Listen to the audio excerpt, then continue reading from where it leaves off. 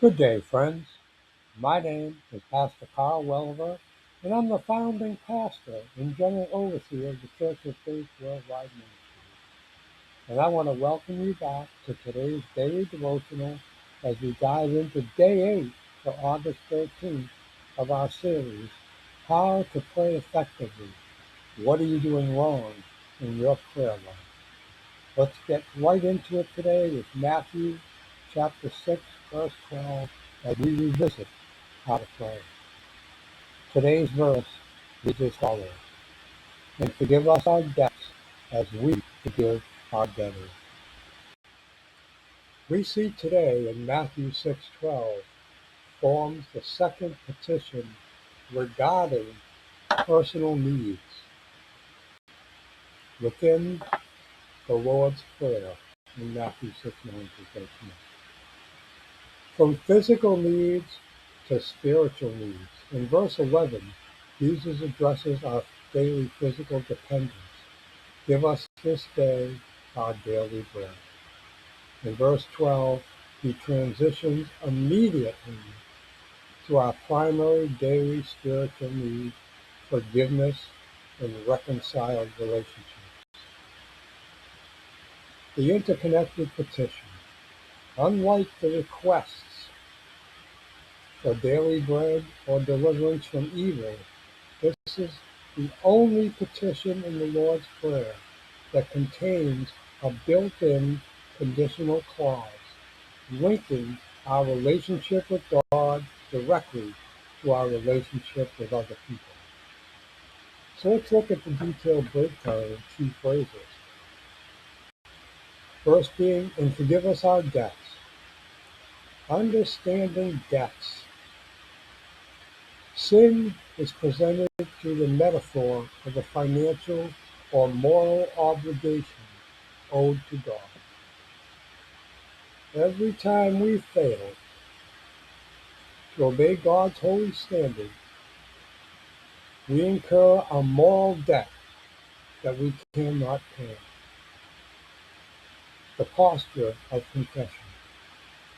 Asking for forgiveness requires acknowledging spiritual bankruptcy, recognizing that we cannot work off or earn our way out of sin, but must rely entirely on God's mercy and grace.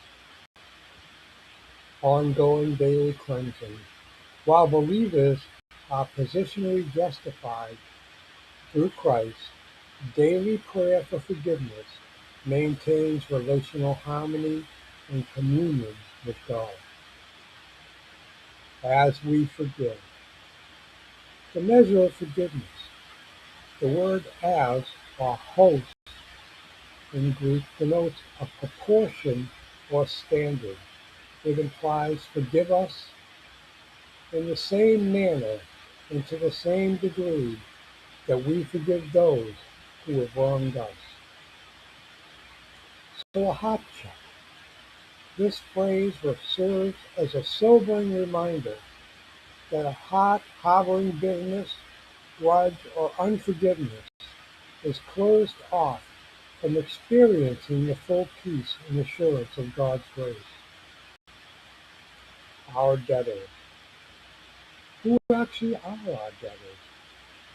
These are individuals who have wronged us, whether through broken promises, offense, mistreatment, or emotional or physical harm. Reflecting heavenly grace, just as God released our unpayable spiritual debt. Believers are called to extend that same grace and cancel the relational debts others owe them. So the three theological insights for today are: forgiveness is horizontal and vertical. Our relationship with God, being vertical, cannot be separated from our relationship with fellow human beings, the horizontal. Jesus emphasizes this immediately after prayer in verse 14 through 15, stating that if we do not forgive others, our Father will not forgive our trespasses. Forgiveness as evidence of grace. Extending forgiveness to others does not earn God's forgiveness. Rather, it is natural evidence that we have truly received and understood God's grace ourselves. Freedom from bitterness.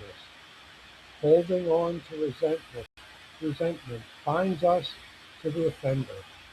Canceling the debt frees the believer from the bitterness and aligns the heart with the character of Christ.